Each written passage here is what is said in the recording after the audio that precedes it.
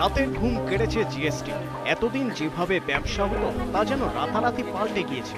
দুর্গাপুর থেকে শিলিগুড়ি, টিয়ার 1 শহরেও বিভ্রান্তি চরমে। মুর্শিদাবাদ থেকে উত্তর দিনাজপুর, বীরভূম থেকে পশ্চিম মেদিনীপুর, রাজ্যের বিভিন্ন জেলাতে একই ছবি। কোথায় সমস্যা?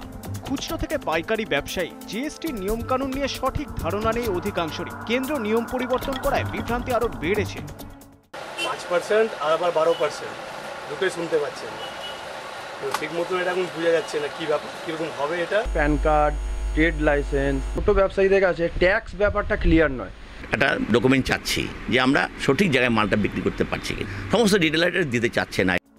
বদলে গিয়েছে বিল তৈরির পদ্ধতি। জিএসটি ধরে জিনিসের দাম কি দাঁড়াবে তাও স্পষ্ট নয়। বাধ্য হয়ে খুচরো ব্যবসায়ীর কাছে মাল পাঠানো বন্ধ করেছেন পাইকারি ব্যবসায়ীরা। মাল আনছে সেখানে বলছে না মাল দেবো না, জিএসটি নাম্বারটা আগে দেখান তারপর মাল দেবো। হোলসেল থেকে আজকে 7 দিন যাবত কোনো মাল আসছে না, কোনো হোলসেলারের কাছে এখনো জিএসটি আপগ্রেড হয়নি। মাসে একাধিক রিটার্ন, হিসাবপত্র রাখতে বিস্তর ঝুঁকি, সেই খরচ কোত্থেকে আসবে জানা নেই। বুঝতে পারছি না কিভাবে আমরা মেনটেন করবো, খাতাপত্র না কি হবে।